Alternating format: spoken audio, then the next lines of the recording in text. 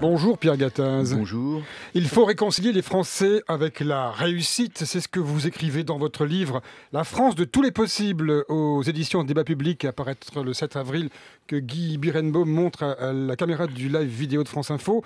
Et il y en a un, Pierre Gattaz, qui réussit particulièrement bien, c'est Carlos Tavares, le patron de PSA, 5,24 millions d'euros de revenus en 2015. Ils ont doublé. Faut-il baisser sa rémunération comme le réclame l'État coactionnaire ? Mais non, il faut saluer, féliciter Carlos Tavares du redressement exceptionnel qu'il a fait de PSA. Vous savez, cette société fait quand même 150 000 personnes, 55 milliards de chiffre d'affaires, était en grande difficulté il y a quelques années, souvenez-vous, a été obligée de s'adosser à un actionnaire chinois, elle faisait des pertes, 5 milliards de pertes. Moi, je crois, si vous voulez, qu'il a redressé en 18 mois un fleuron de l'industrie française. Avec l'État, avec nos deniers. Mais pas avec nos deniers du tout. Il a redressé cette société qui était en perdition, qui allait sur les rochers. C'est un cargo et bravo, remarquable. Il faut savoir que cette rémunération, c'est la rémunération de la réussite. Et en effet, il faut savoir récompenser la réussite en France. Ça marche dans tous les pays du monde comme ça. Lorsque vous avez quelqu'un qui arrive à la tête d'une entreprise, qui allait sur les rochers et qui était en grande difficulté, bravo à ce qu'a fait Carlos Tavares. Mais pourquoi dans ces cas-là, on ne double pas le salaire aussi des gens qui travaillent avec lui ? Mais je crois qu'ils ont été, que l'ensemble des salariés ont été récompensés par des primes, de l'intéressement. Je n'ai pas les chiffres en tête, mais si vous voulez, il est clair que tout le monde a eu son gain. Donc vous dites ce matin, pas touche au salaire des deux Carlos, puisque Carlos Ghosn, patron de Renault, c'est 7,25 millions d'euros. Ça ne vous choque pas dans une France en crise ? Si vous voulez, quand il y a de la réussite, ça ne me choque pas qu'on récompense la réussite. Il faut récompenser la réussite. C'est vrai à tous les niveaux. Il faut réhabiliter la réussite en France. C'est incroyable de se dire on va faire du nivellement par le bas. Moi, je suis choqué. Il faut réhabiliter le travail, le mérite, l'effort, les résultats. Vous savez, dans l'éducation nationale, on n'arrête pas pendant 20 ans, quand vous êtes jeune, de vous embêter avec la réussite. Vous devez être premier partout, etc. Et dès que vous sortez de l'éducation nationale, c'est extraordinaire, eh bien, on vitupère, on haït la réussite. Eh bien, c'est complètement schizophrénique. La réussite, elle est là partout, et notamment lorsque vous êtes entrepreneur, que vous réussissez, bravo, parce que une entreprise, c'est une communauté humaine, ça crée de l'emploi, et je dis, ce sont des héros. Les entrepreneurs sont des gens qui prennent des risques, qui sont en paranoïa de survie et de développement. Il en faut beaucoup plus. C'est vrai à partir du commerçant, de l'artisan. Bravo pour ceux qui réussissent, car ils créent de l'emploi, ils créent du développement. Ils créent de l'espoir pour leurs salariés et leurs cadres. Mais Monsieur Gattaz, dans ce monde en crise, 1150 milliards de dollars de dividendes ont été versés en 2015, dont 47 milliards de dollars de dividendes en France, qui est en tête devant l'Allemagne, l'Espagne, l'Italie. Vous comprenez que ces chiffres nous donnent le tournis et que les gens qui nous écoutent ce matin ont l'impression que ça ne les concerne pas. Avec un chômage record. Mais si vous voulez, pour qu'une entreprise fonctionne durablement, il faut 3 choses. Il faut des clients, il faut des hommes et des femmes, les salariés, et il faut des actionnaires. On n'a toujours pas compris en France que les actionnaires, c'est les capitaux propres, ce sont les fonds propres. Une entreprise ne peut pas fonctionner sans capitaux, c'est-à-dire sans actionnaires. Aujourd'hui, les actionnaires quittent la France, partent de la France, vont investir ailleurs. Ces actionnaires sont rémunérés par des dividendes ou des plus-values. Et je crois que, si vous voulez, lorsque les entreprises vont bien, eh bien, les clients sont contents, et les salariés, normalement, ont un emploi durable, et les actionnaires récupèrent des dividendes. Alors, en effet, il faut éviter les excès partout. Ça, je suis d'accord. Il faut éviter les excès. On a l'impression que le code AFEP-MEDEF, censé réguler les salaires des grands patrons, que ce code ne sert pas à grand-chose. Mais si, c'est de la soft law, mais bien sûr que si, il fonctionne. Vous avez une transparence aujourd'hui des rémunérations, de toutes les rémunérations des grands patrons. Il y a 10 ans, elles sont toujours révélées un peu en cachette ou détour d'un article des Échos ou autre. Mais pas du tout. Elles sont tout à fait révélées de façon tout à fait publique, de façon totalement transparente. Elles sont parfaitement expliquées. Dans le cas de Carlos Tavares, il y a une grosse part de variables, puisque son fixe, c'est 1,3 million. Eh bien, tout ça est expliqué, c'est transparent. Et en plus, vous avez la procédure de say on pay. C'est-à-dire, en fait, que les actionnaires donnent leur autorisation sur les rémunérations. Donc en plus, il y a des conseils d'administration qui régulent tout ça. Donc tout ça, eh bien, si les gens ne sont pas d'accord, il y a des actionnaires qui sont représentés par des conseils d'administration et qui doivent juger. C'est à eux de dire c'est trop, c'est pas assez. Mais tout ça est parfaitement limpide et transparent. Alors, Myriam El Khomri, auditionnée cet après-midi par la Commission des affaires sociales à l'Assemblée nationale, vous redoutez de nouvelles concessions sur la loi travail qui seraient faites aux syndicats ou pas ? Oui, si vous aimez ou pas d'ailleurs cette non, loi. mais je Vous vais l'appréciez ou pas? vous dire, le problème, c'est l'emploi. Le problème, c'est de réduire le chômage. Vous avez vu les chiffres il y a quelques jours, 45 000 chômeurs de plus. C'est un scandale absolu. Pourquoi ces chiffres sont élevés? Pourquoi le chômage ne baisse pas? Parce que le marché du travail en France est verrouillé. C'est un château fort. Plus personne ne peut rentrer dans ce château fort du marché du travail. Il faut déverrouiller ce marché du travail, ce qu'ont fait les Italiens, les Espagnols et les autres. Donc aujourd'hui, cette version 1, présentée il y a 2 mois, allait dans le bon sens. Il permettait en effet de plafonner des indemnités Là, c'est la prud'homales. version 2, là. La version 2 aujourd'hui, ils ont juste oublié, si vous voulez, elle a été édulcorée par rapport à la version 1. Et les grands oubliés sont les TPE et les PME. C'est eux les réservoirs d'emploi du pays. Vous avez 95% des entreprises en France qui sont des TPE et des PME. Eh bien, cette version 2 ne nous convient pas au MEDEF parce qu'en effet, on passe à côté de la plaque. Si elle reste en l'état, je dirais qu'on aura donné un coup d'épée dans l'eau, notamment par rapport à l'emploi. Et deuxièmement, notre crainte énorme, mais je dirais du terrain des entrepreneurs, c'est qu'elle soit encore affaiblie, édulcorée dans le passage à l'Assemblée. Donc là, nous sommes extrêmement inquiets, nous MEDEF, aujourd'hui, de voir d'ailleurs, on a entendu... Vous devriez manifester le 31 avec les autres, puisqu'ils ne sont pas d'accord comme vous. Pourquoi vous ne manifestez pas? Mais parce qu'on pense que, si vous voulez, il y a encore un petit espoir. Vous savez, un entrepreneur, c'est quelqu'un d'optimiste et qui a encore de l'espoir. Nous avons encore de l'espoir de convaincre les députés de gauche et de droite, et surtout les députés de la majorité, que le moment est historique, que s'ils veulent régler le problème du chômage, il faudra avoir le courage de dire que ce sont les entreprises qui créent de l'emploi, et il faut déverrouiller ce marché du travail. Je rappelle toujours que les Italiens, avec un gouvernement de gauche, M. Renzi, a réussi à déverrouiller son marché du travail en prenant des mesures courageuses.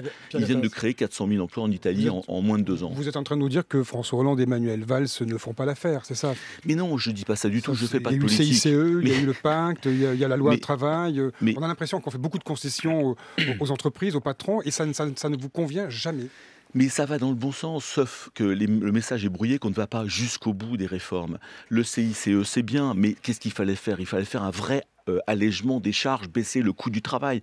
On invente toujours des dispositifs qui sont des crédits d'impôt. Vous dites dans votre livre stopper la fiscalité excessive, simplifier la création d'entreprises, augmenter la flexibilité. Tout ça va un peu dans le même sens. C'est ce que vous expliquez dans votre bouquin, mais on a l'impression que ces réformes sont en marche quand même. Ces réformes sont en marche, il faut aller jusqu'au bout. Vous avez 3 problèmes en France sur les entreprises françaises pour qu'elles recréent de l'emploi. C'est très très simple, c'est hyper simple.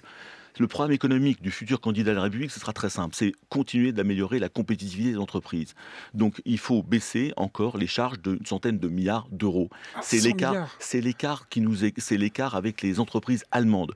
Aujourd'hui, l'écart est de 135. Le pacte de responsabilité va nous baisser de 40. Il restera encore une centaine de milliards. Deuxièmement, vous avez des entreprises qui ont besoin d'agilité et de souplesse. Pourquoi?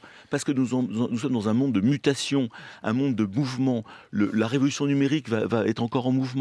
Donc si vous avez un marché du travail, des lois extrêmement contraignantes, eh bien ça ne marchera pas. Nous resterons au niveau du chômage. Et troisièmement, il faut simplifier. Et 3 choses qu'il faut faire. Et quatrièmement, il faudra augmenter les salaires. Oui, bien sûr, mais vous l'aviez oublié. Mais il faut donner du pouvoir d'achat aux gens, c'est clair. Oui. Le problème, c'est qu'il faut augmenter les salaires, non pas en augmentant l'ensemble des salaires avec le coût chargé. Il faut réduire les charges sur les entreprises et sur les salaires. Le problème n'est pas le problème du salaire net des gens. Le problème, c'est le salaire chargé. Et vous avez un niveau de charge qui est extrêmement élevé en France, d'où le CICE, d'où le pacte, qui vont dans le bon sens. Il faut dire quand c'est bien, et je dis quand c'est bien. Le seul problème, c'est qu'il faut aller jusqu'au bout des raisonnements. Vous avez vu ce qu'a dit François Rebsamen, l'ancien ministre du Travail, qui explique aux Échos qu'il n'aurait pas porté ce projet de loi. La première mouture, dit-il, était trop déséquilibrée, avec trop de souplesse pour les entreprises, pour vous donc, et pas assez de garanties pour les salariés. Moi, j'aime beaucoup ce débat français. J'aime beaucoup ces politiques, si vous voulez, surtout M. Rebsamen, qui a été quand même aux affaires, ministre du Travail pendant 1 an ou 1 an et demi. Qu'est-ce qu'il a fait? Le problème, il n'a rien fait, excusez-moi, c'est le problème de l'emploi. Il faut maintenant que les gens puissent, des hommes politiques, de gauche et de droite, comprennent que l'emploi, c'est l'entreprise. Et qu'il faut absolument répondre à cette question, comment on baisse le chômage. C'est la seule question qui vaille, que tous les députés devraient se poser aujourd'hui. Et la seule possibilité, c'est de donner de la flexibilité, de l'agilité, de la souplesse, de la confiance aux entreprises et aux entrepreneurs. C'est la seule problème. Et si on reste encore, je dirais, buté, borné sur cette loi El Khomri, et si elle se dégrade encore, je peux vous dire que j'ai très très peur pour le pays. Pourquoi? Parce que le chômage ne va pas s'améliorer et qu'on risque de rester à 10 ou 11%. Et chez les jeunes, ce sera 25 ou 30% de chômage.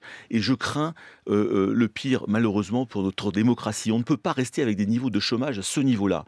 40 à 50% de chômage dans les banlieues, c'est juste impossible. Donc nous sommes au pied du mur. il faut régler le problème du chômage. Et alors justement, puisqu'on est au pied du mur et vous parlez de but et borné tout à l'heure en parlant des opposants à cette loi-là, vous êtes député demain, oui ou non? Est-ce que vous la votez, cette loi, ou pas? Écoutez, j'essaie de la redresser, c'est-à-dire j'essaie de réintroduire, et c'est ce que nous avons demandé au niveau du MEDEF avec les 7 autres organisations patronales, de réintroduire des mesures vers les TPE, PME. Encore une fois, c'est le gisement d'emploi. Il faut impérativement que nos TPE, PME n'aient plus peur d'embaucher et puissent discuter directement avec leurs salariés, sans passer par des mandats syndicaux, directement avec leurs salariés, de forfait jour, de l'organisation du travail. Aujourd'hui, c'est compliqué et ils ne le font pas. Si vous étiez député, vous discuteriez, il y aurait des amendements, mais est-ce que vous signez oui ou non? En été, est-ce que vous vous dites, il vaut mieux ça que rien, donc Écoutez, je signe? La version 2, telle qu'elle est, apporte des avancées sur notamment les grands groupes, en effet, sur la sécurisation des licenciements, sur les accords emploi. Il y a des choses, des avancées. En V2, je dirais qu'il faut peut-être la prendre telle qu'elle est, mais il faudra faire encore d'autres choses pour les TPE, PME dans quelques mois. Donc autant faire tout aujourd'hui. Car aujourd'hui, si on ne déverrouille pas ce marché du travail, dans 6 mois, dans 1 an, il faudra le refaire. Alors, Pierre Gattaz, vous êtes un peu alarmiste, et pourtant les comptes publics connaissent un léger mieux. Il y a une cagnotte de 6 milliards. Oui, j'aime pas du tout ce mot de cagnotte. Enfin, je vois pas qui c'est qui l'a inventé, si vous voulez. On a un déficit de 3,5%, on a un endettement à 100%. C'est de la bonne gestion. Il faut revenir à 2,2% de déficit comme nos amis européens, la moyenne. Un petit parfum de reprise. Là, quand même, mais oui, mais si vous voulez, ça suffira pas à baisser le chômage. Malheureusement, on va peut-être passer de 10% de chômage à 9,5% de chômage parce que les étoiles sont bien alignées. Vous avez le dollar l'euro qui est assez faible, le pétrole qui est assez faible, mais ce sont des opérations, des facteurs qui sont totalement conjoncturels. Donc je dirais que là encore, nous avons besoin de réformes structurelles. Et donc la reprise, elle sera peut-être là doucement, mais il faut faire ces réformes structurelles pour le pays. Vous avez dans ce livre des mots sur l'immigration. Vous parlez d'immigration? Alors, c'est votre sujet, ça? Si vous voulez, oui, ce livre... Parce que vous voulez des bons migrants, c'est ça? Ce livre, c'est la France de tous les possibles, déjà. Ça veut dire que la France a tous les atouts pour réussir. Il faut juste qu'on assume l'entreprise, qu'on assume que la mondialisation est une chance. Et la mondialisation, c'est une chance. Vous voulez des bons migrants, vous?